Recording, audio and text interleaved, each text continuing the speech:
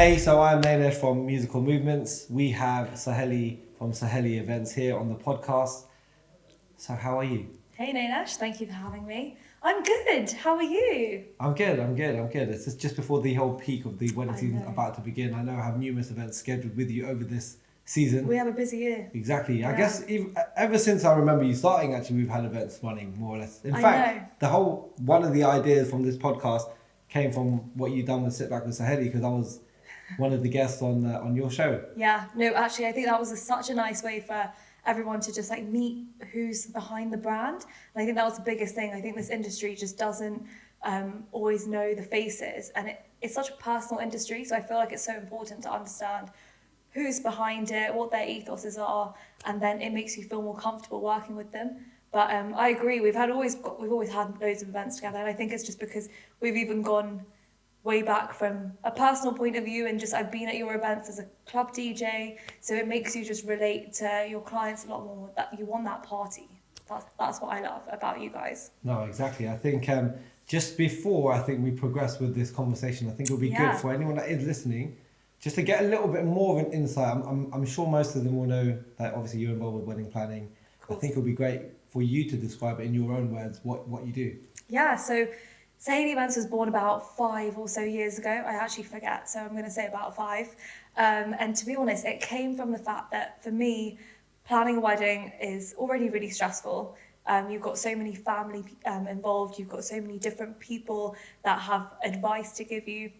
And it feels like a second job. It's so overwhelming. There's so many things in the industry that are around. And I feel like, especially now, where the couples are taking a bit more charge, they need that extra support, but in a friendly way, not someone who's just going to take that money off you and basically spend it on your behalf, but someone who's there to actually put forward your ideas and make you a priority. And I think that's where I really, really wanted to get into this industry, to make sure that these couples are actually getting what they want, not just people pleasing because of their family, and actually being able to enjoy their day. It's such a shame that we see so many couples that are exhausted from planning and they're waiting for it to be over. So we love working really closely with our couples, making it personal to them. It's not about how much you spend, it's 100% about making it about you guys, whether that's just by doing something that's really silly and random because you met in a fun way, or having something personal on your tables, just something that makes it about them and lets them remember their day in their own way. So that's a huge thing for me when I started wedding planning, and we help with planning weddings from start to finish, when they get engaged up until the day, or we can help with just like being there on the day, just to make sure everything that they've planned already goes smoothly. So the main thing for us is make sure that you actually enjoy your day. You've spent so much time and money. Enjoy it, relax, dance, eat your food. And like, we're just here to make sure we're like an extra extended member of your family for you. So that's in a nutshell. But yeah, I think you guys have obviously seen how we work, and we never really want to step on anyone's toes. It's really just about making sure it all just pulls itself together and goes smoothly. I agree. I think, you know what I've noticed actually within the last few years, the importance of having a wedding planner involved with projects. Yeah. For both the clients, but for suppliers, because you can tell when the planning is done well. You can tell when a wedding has a planner, and obviously we can see to some circumstances the extent of not having a planner involved. In many ways, sometimes the DJs on our team will kind of take lead of a running order, but without anyone actually implementing things or actually helping on realistic time frames and things like that, it can be very, very challenging. So I know for me anyway, especially when I see to you or Darshni or anyone else from the team involved with the projects, it makes my life easier, puts us more at ease. But again, like you said, more importantly, from a bride and a bride and groom perspective, it's the ease of it, just to kind of delegate and to say, look, do you know what?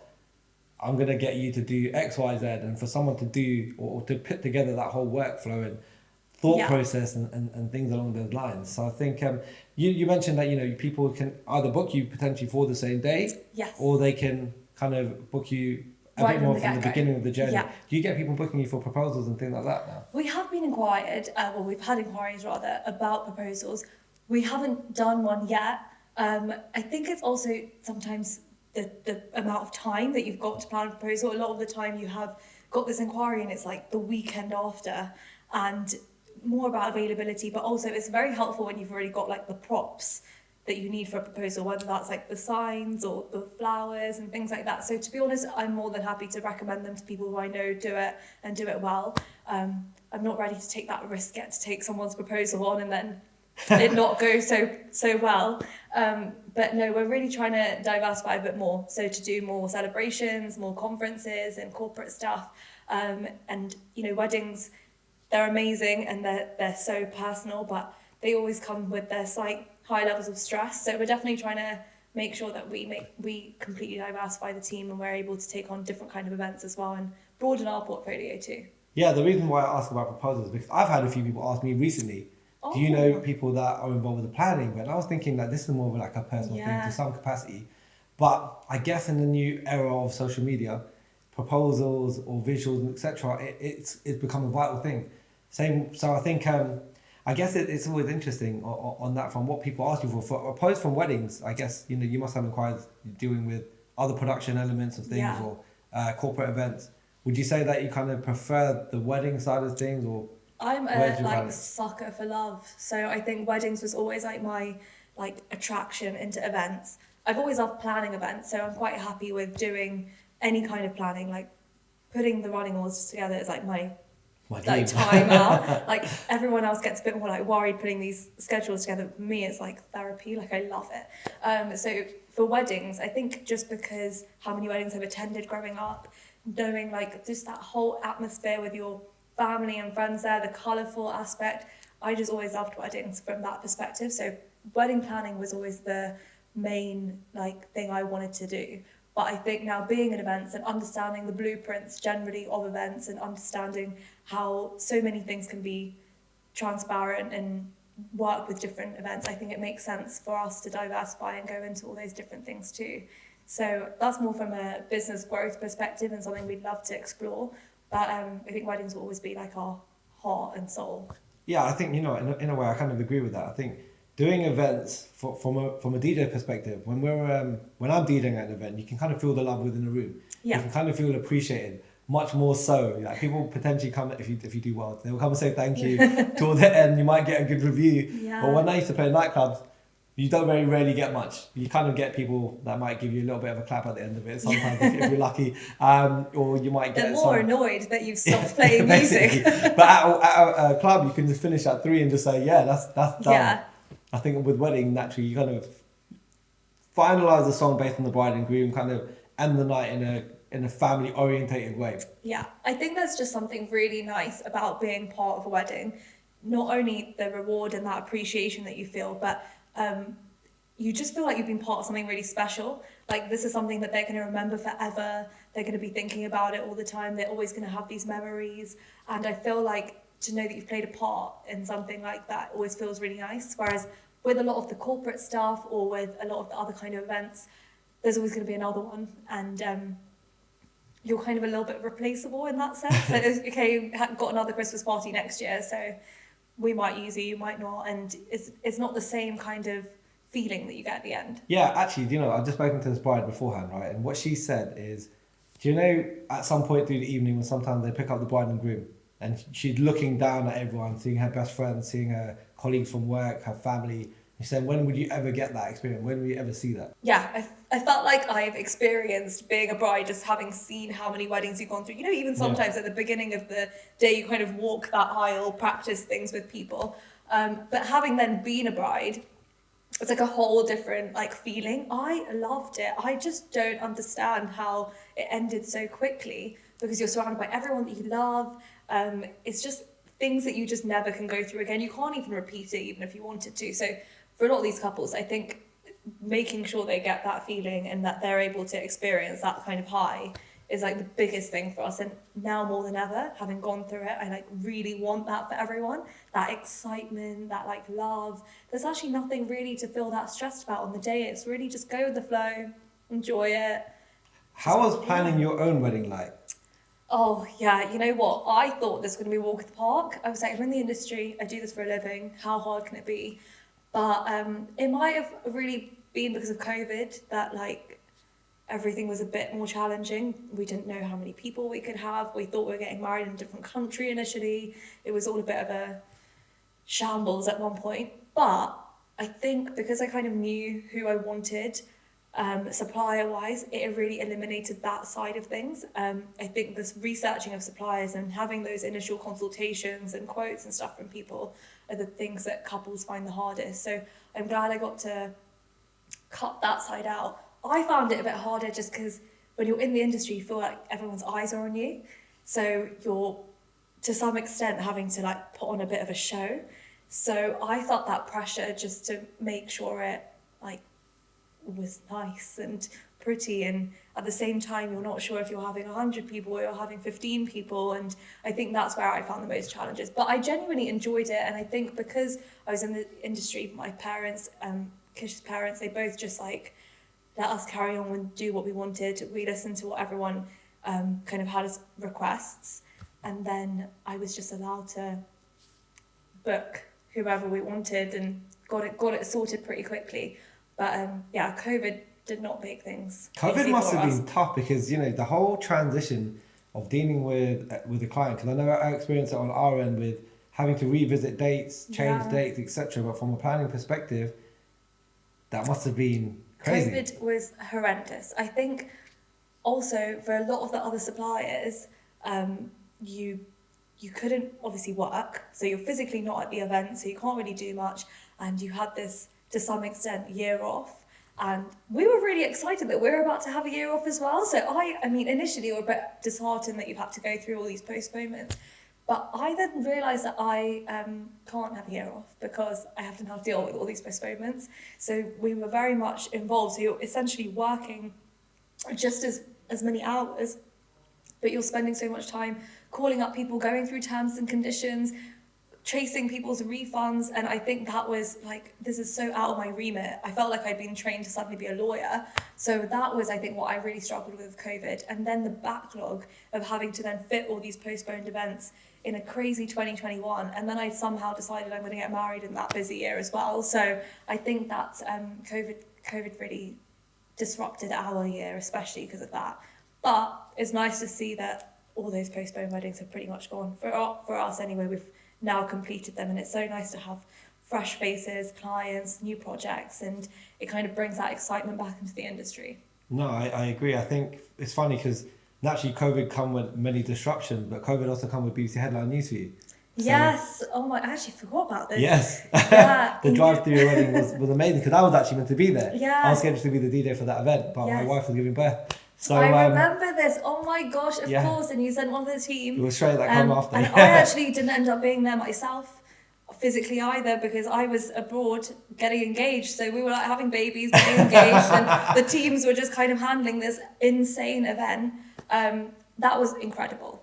A huge highlight. I can't actually believe it completely went over my head. I remember seeing how many headline news that come across, the articles, that went coverage, viral. The fun of it as well, like to do a wedding, because naturally what the weddings we tend to do, many of them are very similar. I would say lots of clients are comfortable following a strategic what's procedure. Worked in the past. What's worked. Yeah. Same kind of running order, but this was kind of like a bit out there. I know, and I think especially because it hadn't properly been done. I know some people had done it to some other scales, either before and after, but I think because of the scale that it was done on, considering also the weather was awful on that day, I think the way that everyone managed it was incredible, from the food deliveries. The food deliveries were literally to the cars, so right? So the drive-through cinema style wedding. Fully drive-through cinema style. So they were ordering on like the website or the app. The food was being collected from basically nearer to the house, and then on segways they were delivering it to each car. I feel sorry for those waiters that were on segways in the rain, but it was such a nice way for everyone to enjoy. Some people still dressed up in their Indian clothes and sat in their cars. The couple still came out in their golf buggy and waved to everyone, but it was such a nice way to bring everyone together when you're, especially in the peak of the pandemic, when you literally could not meet a soul. So nice for them to have been able to have like 250 people at a wedding when you were only allowed 15.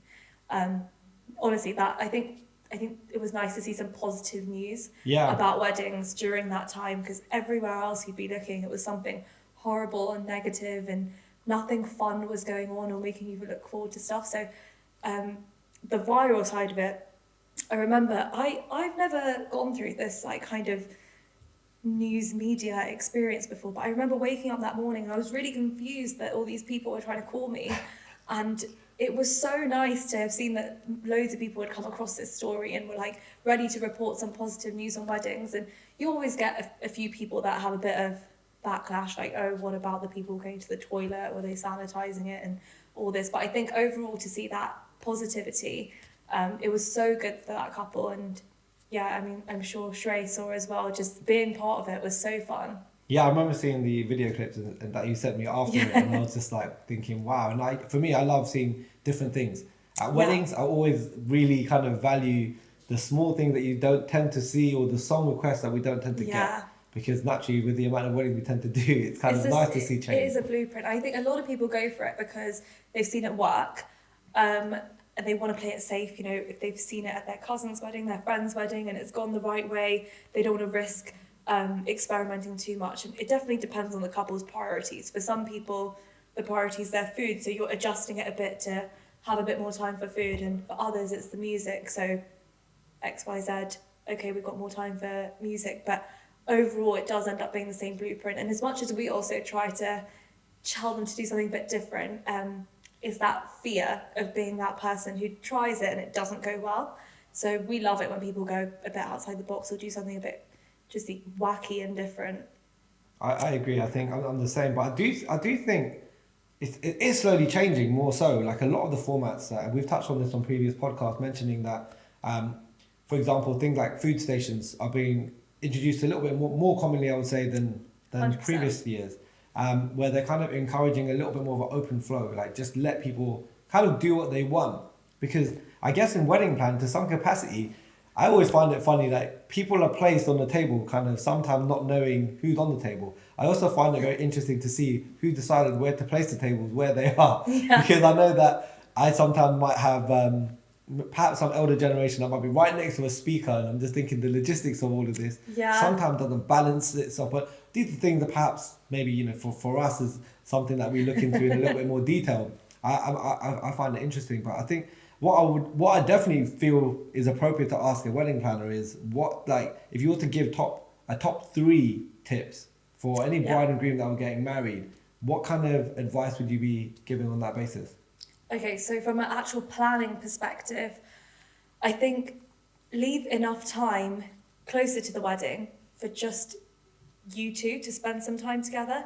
There's going to be so many things that have to be left like nearer to the end once your RSVPs come in, but try and wrap up at least all your nitty gritties at least 2 weeks before, because that time just before the wedding is when you're feeling the most stressed and overwhelmed. But give yourself that time, whether it's to just have a final date night or get a massage or something like that, just to feel relaxed and prepped and ready for the day. I think something that we did just as a couple, we, right at the beginning, before we even thought about dates and budgets and all of that, we had a family meeting. And this is just with your immediate family, you know, your parents, siblings. You don't need to have anybody else there. But it was more like, you know, when you pass the like talking pillow around. So it was more just to find out what everybody's priority is. You know, what is everyone looking for? Because your mum might want something different to his dad, and everyone's got something that is maybe a little bit non-negotiable. So in everyone's case, it's still a way that you can incorporate everybody's wants and needs without it becoming a big hoo-ha later and causing any issues. So once you've put all of it on the table, it makes it so much easier to plan, knowing what you're getting into. Be really transparent as well at that point about your budgets. You know, if one party is comfortable paying a little bit more than the other, just have that whole open conversation. It's just so much cleaner and easier. But that would, definitely be my second tip, just have that family meeting. As a third tip, and this is only I can now say from having been a bride, and I was really worried switching from planner to bride pretty much overnight. Kind of accept that there are going to be certain things that maybe don't go exactly to plan, or the way you've imagined the setup maybe it's not going to look exactly like that on the day. But really go with it is what it is, go with the flow kind of vibe, so that way you're actually just able to enjoy it, instead of feeling on the day that you can see that things have run a bit late, or that things aren't completely exactly what you wanted, and you end up only ruining your own evening because no one else knows what was meant to happen. So I think it's just remembering that it's okay if things don't go exactly to plan. It's just as fun for everyone else to still be there. Yeah, I guess with elements of planning come to the degree that some things should be left kind of to kind of go with the flow, to say to some capacity, because naturally with many weddings we do, sometimes things just happen. They're It's out just of your control. yeah. You just don't know. Some people might just have a speech that's just really long and you just can't do anything about it. Or like you're going to end up in a situation where, I mean, even at my own civil, you guys saw that the speaker just ran out of battery. Then we just couldn't do the civil up until a little time later. So sometimes things just happen and you just don't know what that thing is going to be, but is mentally accepting and going in with the intention that it's just not going to bother you. And you're just going to enjoy it for whatever it is, because the moment people start seeing that you're bothered by something or that you're uncomfortable by something, that's when they know something's gone wrong, and that's what gets people talking. Oh my God, did you see her face? She was so upset about this. Oh, you know, the bride's not happy. Like, that's when all that talking starts. But if they just see you having fun, it's infectious. People are just going to have fun with you too. Do you know what? It's true, because sometimes, like you just said, you see a bride that's really upset, for example. I've seen a best man get kicked out of a wedding because of what he said, which offended someone. And small things, not necessarily as a small thing as such, but when you sort of see things like that, I think now I can relate to that. So sometimes things kind of may happen. The best thing to do is to try to go with the flow in a bad potential circumstance or situation. I mean, it very rarely happens, but to be honest with you, with the amount of wedding that we do and the scale we do them at, there's always the possibility that something happened. And in numerous events that I've done, you know, things have gone wrong.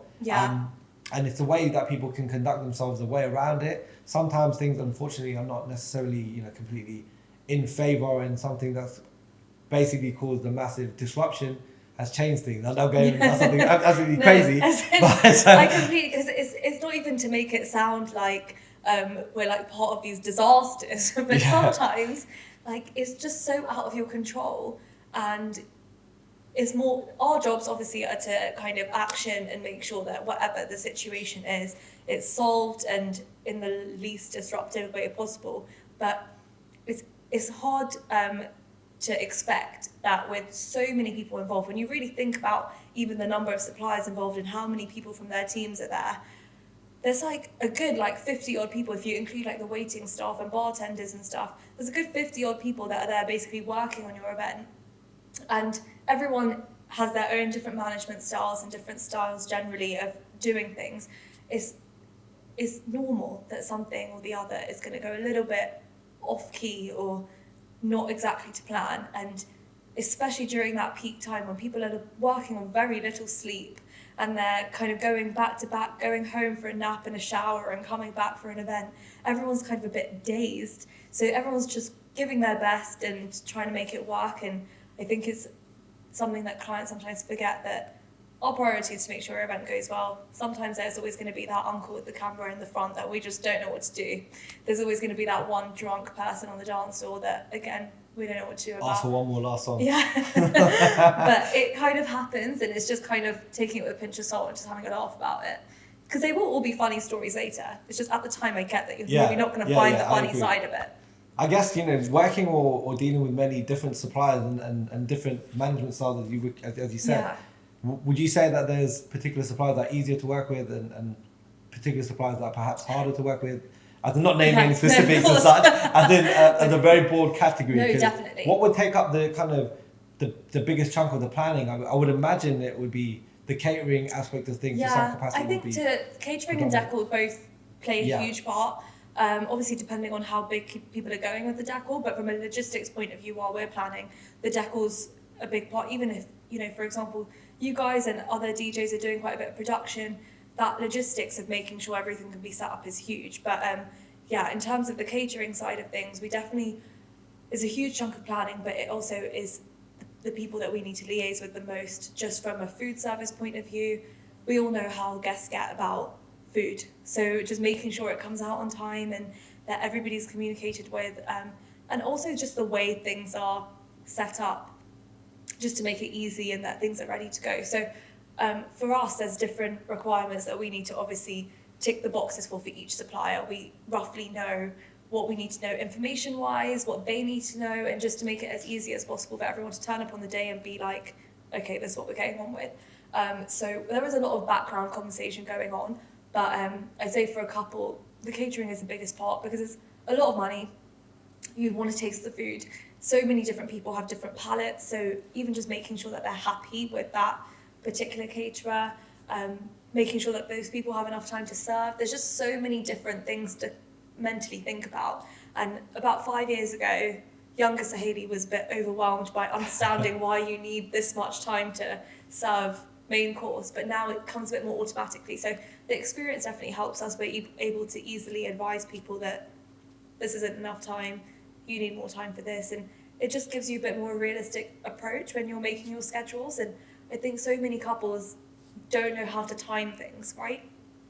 That's fair enough. So many people don't know how to time things. People, it's true, not even couples. I was having a conversation with someone the other day, and he was one of the members that works with me. He's basically picking me up, and for me, the way I am, I kind of like, if I say to someone pick me up at 8 o'clock, I would expect them to be there at 8 o'clock and ready to go. Whereas naturally, a lot of my friend circle, and I'm sure perhaps you've got friends on a similar position, when they're like, we're about to go out, although in different perspectives, if they say pick me up at 9 o'clock, for example, or I'm going to meet you at 10 o'clock, but they're not there, I kind of get really offended by it. I'm like, when you make a plan with someone, timing for me is like it's a key. And I imagine perhaps the biggest trait for a wedding planner to some capacity is going to be the timing elements of things and having reliability or a guideline to follow.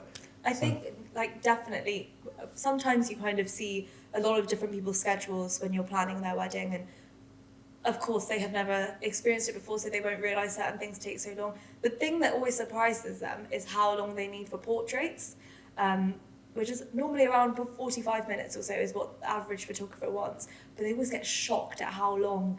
They're thinking, oh my God, what are we going to do for 45 minutes taking pictures of just us? And it goes so quickly, but it's things that aren't factored in, and it's just making sure that when we're going through that, every single supplier's timings are factored in.